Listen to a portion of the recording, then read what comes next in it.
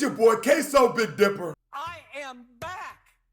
What it do, baby? And today, we are reacting to Eminem versus Kuniva, a legendary battle in hip-hop hosted by Proof. Wow, that's dope. February 17th, 1996. If you guys are wondering how we got this, how this came to be, I have been reacting to battles, historic battles. I think for the last couple of years, almost all of us reactors have.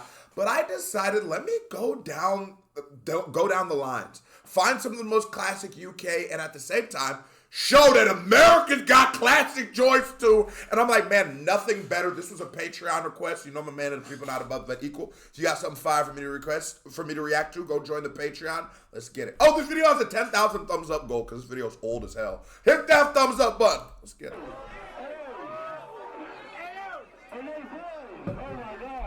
Why is this only coming in on one ear?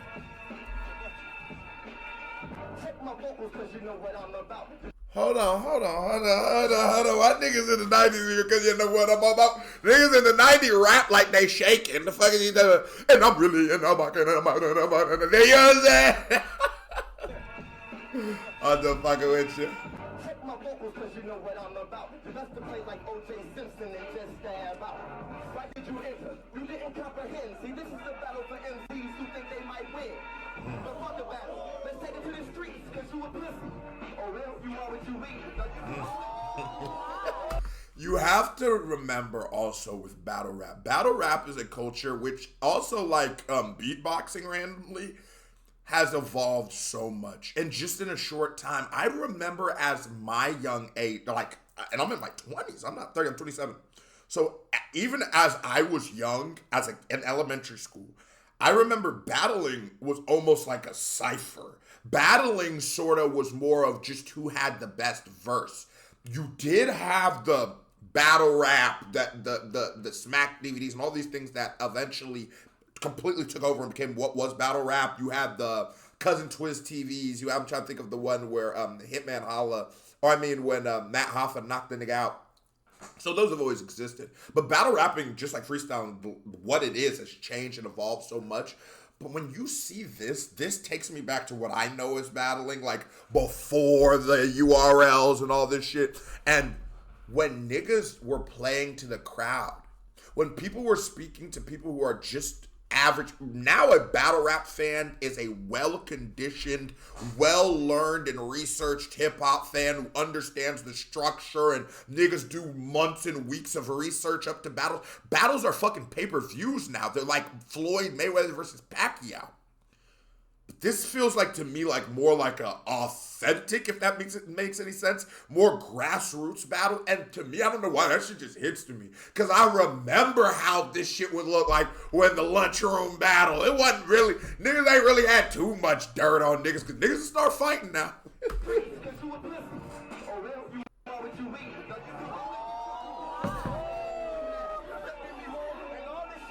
That is so crazy how the movie 8 Mile was no cap. Like, Proof was Mekhi Phifer. He really was hosting these battles. Eminem was battling with, I think even battled Kuniva in the movie in the beginning.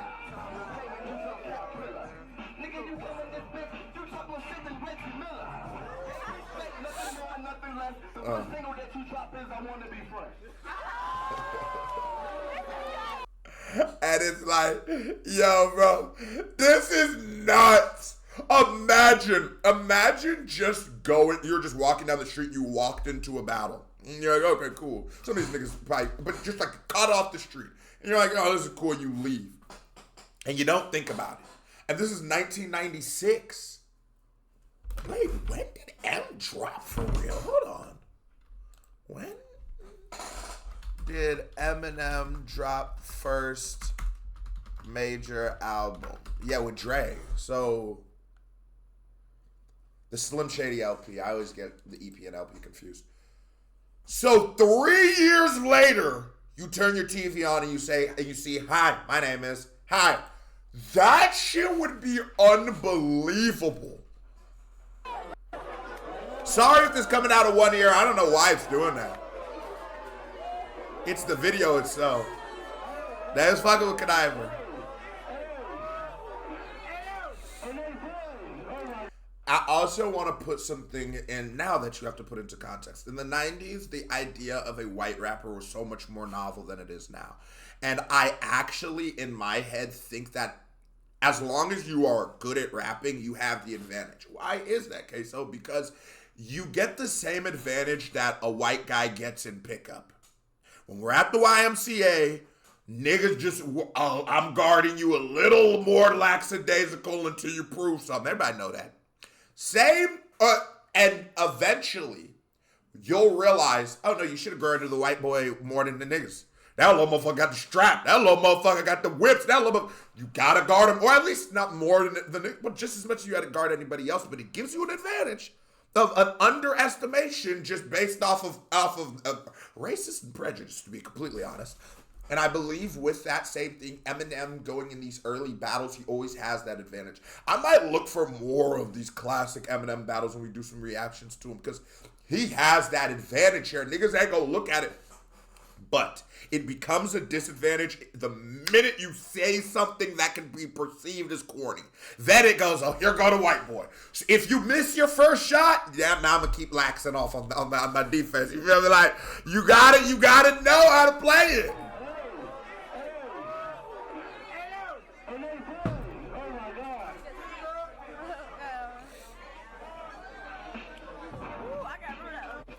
No, you gotta guard him full court.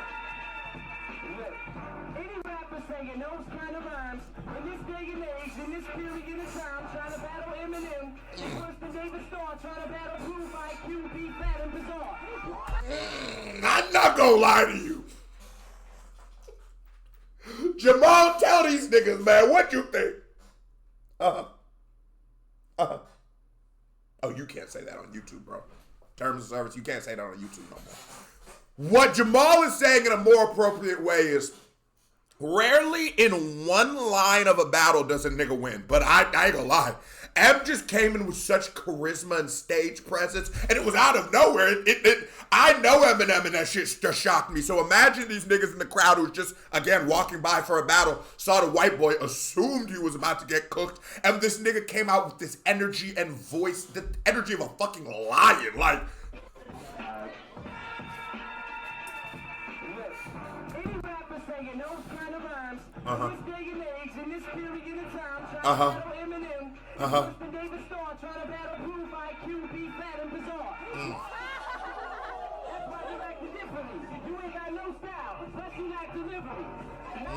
And his setups are so much stronger. He's the disses are much more direct and on the nose. I'm cooking.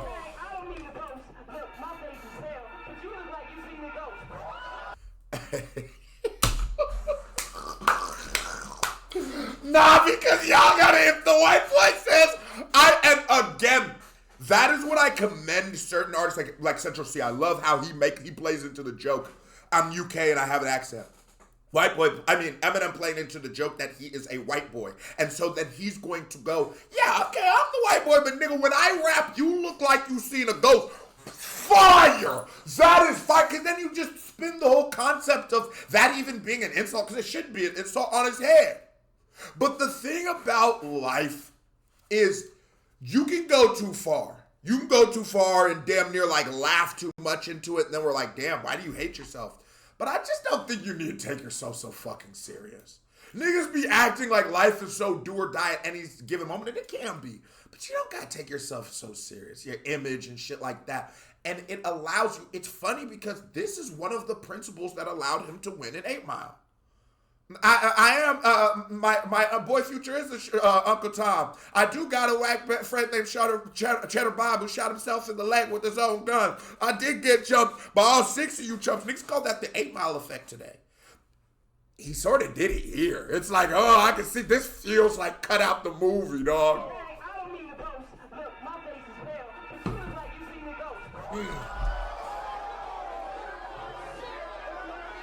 You can't even hear him.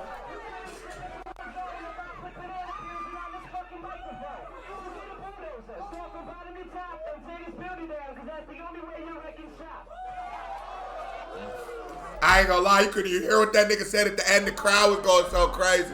You know who won. You know who won. But they boys anyway. But you know who won. God. Bro, you gotta think about it too. Like, more now than when Eminem was signed, but the idea of like wanting a lyrical rapper sometimes does get brushed aside. Not so much in the 90s. In the 90s, they actually championed it. But just hear me out. You're Dr. Dre. And the first artist you're signing is a battle rapping, untested white boy from Detroit. This isn't even like a major market in America. It's a big place, but it's not a California, New York, where most talent comes from, because those are the biggest places. That's why they pull talent from there. It's not that. You just took a chance on him.